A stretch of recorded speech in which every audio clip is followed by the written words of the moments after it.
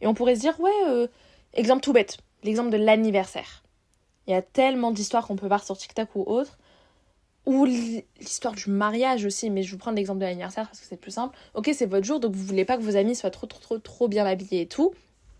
Et il y a tellement d'histoires, alors que oui, elles ont mis la robe la plus simple du monde, genre je sais pas, la robe noire la plus simple, et que vous êtes en vert à paillettes, donc on sait qu'on voit que vous. Enfin, en fait, on va voir que cette personne en vert paillettes, et bah pourtant, genre, si une des personnes en noir autour, elle est qualifiée de plus belle que la personne à qui c'est son anniversaire, vous voyez, si on est dans ce terme amical, etc., logiquement, on se dit, bah c'est pas grave, ma copine elle est trop belle et tout, elle s'est mise en bon pour mon anniversaire, au contraire, je suis trop contente, elle m'a fait honneur. Bah pas du tout. Elle, les histoires sur TikTok, il y en a qui pètent un câble parce que la personne, vas-y, elle a pas respecté le thème de robe noire simple, elle a mis une robe noire qui est du coup, qui la met trop en valeur, donc du coup, non, elle veut lui faire de l'ombre. C'est comme l'histoire de mariage, la personne, elle se met en beige. Alors que le thème, oui, c'est pas de blanc, mais elle met du beige. Mais ça se fait pas, c'est un manque de respect, tu fais de l'ombre à la mariée. Mais pas du tout, tant que la mariée, elle a pas ouvert sa bouche, t'as rien à dire. Ah, je peux pas. Bon, je m'excuse, je me suis emportée. Mais du coup, je peux vous donner un exemple personnel encore par rapport à ça. Au contraire, c'est un truc qui est très très positif. Du coup, Myriam, elle fête son anniversaire et son thème, c'est rouge et noir. Nous, on doit toutes venir du coup en noir, robe simple, etc. Dans tous les cas, vous avez dit même que c'est robe simple. J'ai négocié pour avoir une robe à paillettes, elle m'a dit non, on préfère la simplicité.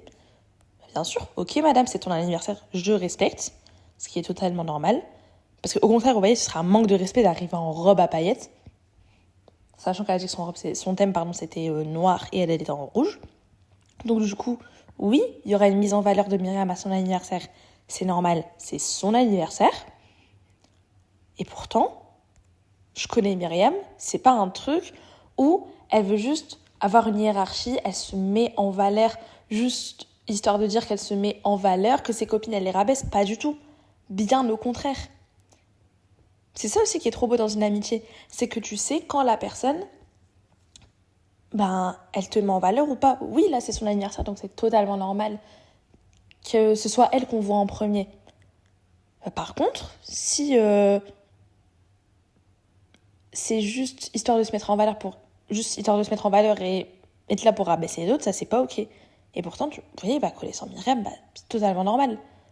C'est son anniversaire, elle est pas là pour dévaloriser une personne. Bien au contraire, c'est vraiment l'inverse de Myriam.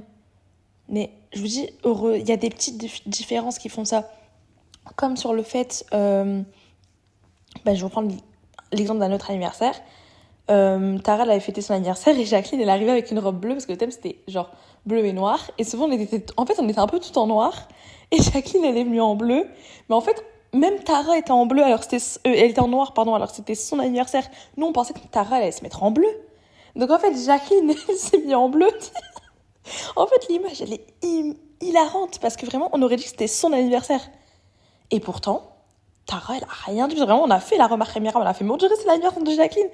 Tara, elle a pas pété un câble ni rien, bien au contraire. Parce que c'est une amie sincère. Et au contraire, elle est en mode, ma copine, elle m'a respectée pour mon anniversaire, elle est trop belle. C'est trop normal de faire ça. Je crois qu'on s'en rend pas compte à quel point c'est trop normal de faire ça. Et qu'il faut pas avoir une hiérarchie. Et le fait de se dire, ouais, non, si la personne, elle est un peu plus belle que moi, c'est qu'elle veut me salir ou elle veut m'effacer. Mais on veut pas t'effacer, au contraire, nous, à la base, on veut te respecter, on veut bien s'habiller pour ton anniversaire. Tu veux qu'on vienne en clocharde pour que toi, tu sois mise en valeur. Si c'est ça, c'est que t'as pas confiance en toi. Ça, c'est un autre problème.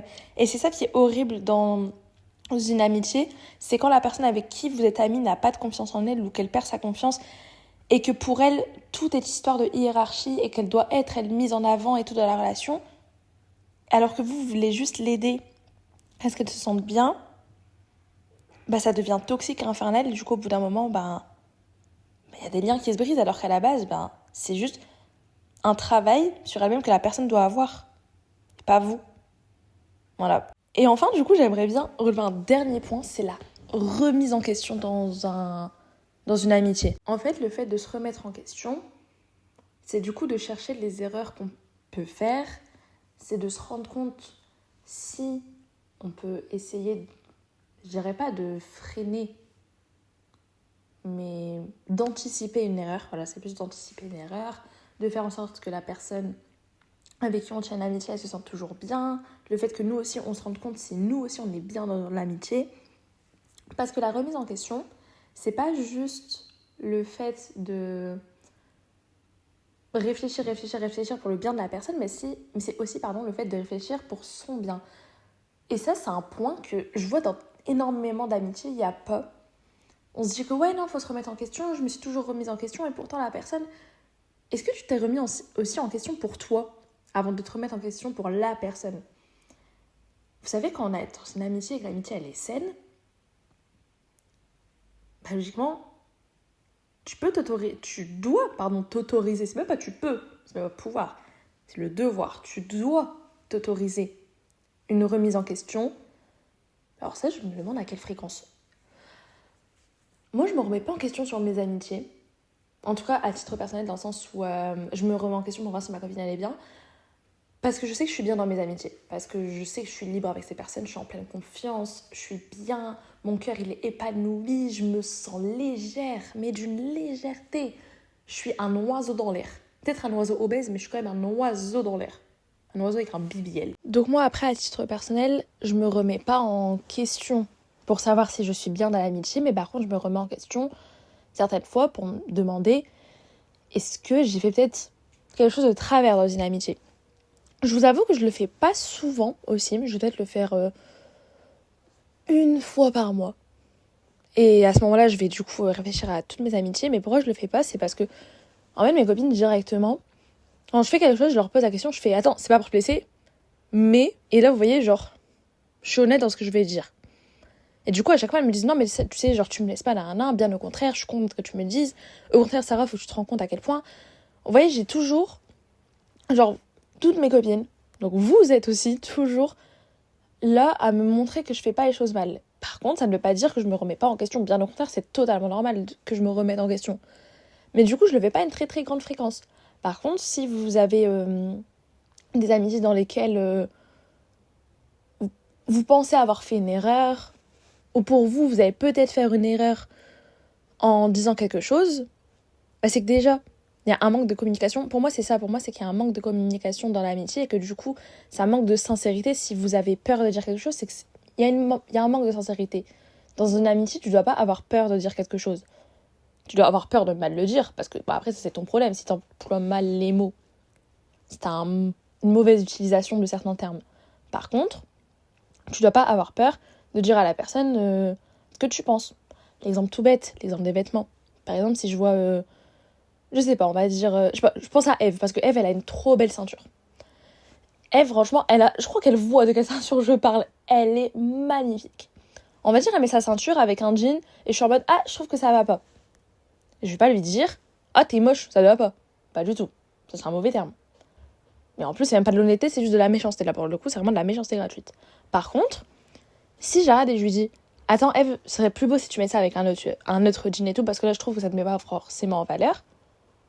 Ok, là, c'est de l'honnêteté. J'ai bien réfléchi au terme que j'avais employé et que j'allais employer. Et j'ai pas peur, vous voyez, de dire la vérité, sachant que c'est pour la mettre en valeur. Et c'est pour qu'elle se sente bien. Et c'est pour surtout qu'elle soit belle. Après, si vous voyez, elle kiffe comme elle a mis sa ceinture, c'est totalement normal. Qu'elle laisse comme elle aime. Genre, elle doit pas la mettre comme moi je lui ai dit juste pour me plaire. Maintenant, elle doit se plaire à elle d'abord. C'est toujours un point, vous voyez, que je vais souligner. Donc, quand je vais donner un conseil à ma copine, je veux pas qu'elle l'applique parce que je lui ai dit.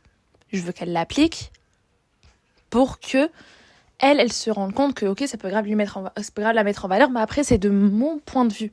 Si Eve, elle aime trop comme elle a mis sa ceinture, bah, ok, ma go. Bien sûr que oui, t'es trop belle, bien sûr que oui, je vais te saucer. Après, t'as mon avis. C'est juste ça. Vous voyez, c'est juste ça. Alors qu'il y a des gens dans leur relation avec leurs amis, ils ont trop peur. Après, c'est vrai que j'en vois beaucoup de féminins. Ah, après, les amis masculins, vas-y, blessez-les, je m'en fous, c'est des garçons. Je rigole, faut pas les blesser aussi. Mais j'en vois beaucoup de féminins parce que moi, j'ai vraiment ça dans la tête, c'est vraiment souvent les problèmes qu'il y a, c'est malheureusement entre des filles quand il y a des petites magouilles, on va dire, des choses qui sont un peu moins comprises, c'est souvent entre filles, donc c'est pour ça que j'emploie aussi le féminin. Et c'est parce qu'en fait, on est que entre filles aussi, je me permets. Hot girls only. Merci Chloé. Du coup, oui, en fait, faut jamais avoir peur de dire quelque chose à quelqu'un. Tant que vous savez que vous employez bien les termes, et c'est pour ça que la remise en question aussi, elle est importante. Mais si vous vous remettez en question pour vous dire, ouais, est-ce que ça va la blesser ? Bah, c'est qu'il y a un manque de communication. Pourquoi ça devrait la blesser si tu emploies des bons termes ? À moins que tu dises un truc de taré. Vous voyez ce que je veux dire ou pas ? À moins que tu dises un truc de taré, de malade mental. Bah, ça devrait pas la blesser. Et encore, si tu dis un truc de taré, de malade mental, si t'emploies des bons termes, ça passe toujours. Hein. Tant que t'as l'honnêteté, tant que le fond, en fait, il est pareil que... Et en fait, tant que le fond, il reste le même, peu importe les termes employés, c'est bon. Hein. C'est ok.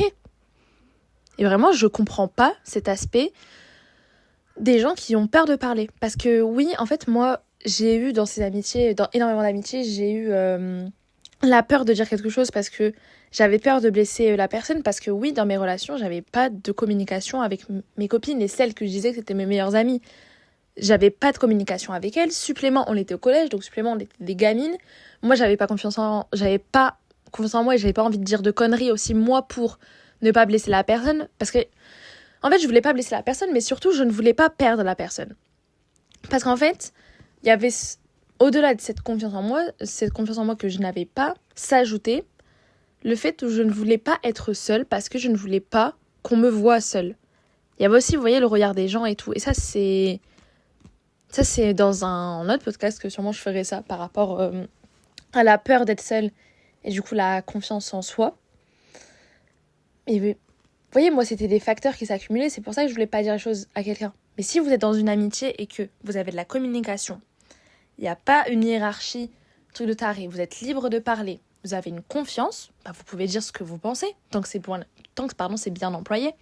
Par contre, si vous savez que vous ne pouvez pas, remettez-vous en question, vous d'abord, pour vous demander est-ce qu'il y a une fois où vous avez mal dit quelque chose et du coup vous avez peur de refaire cette erreur, ou est-ce qu'au contraire vous n'avez jamais dit ce que vous pensez du coup à la personne et en fait votre relation n'est que superficielle. Ça peut l'être aussi. J'ai beaucoup parlé, mais du coup en résumé, par pitié, pensez à vous dans une relation amicale.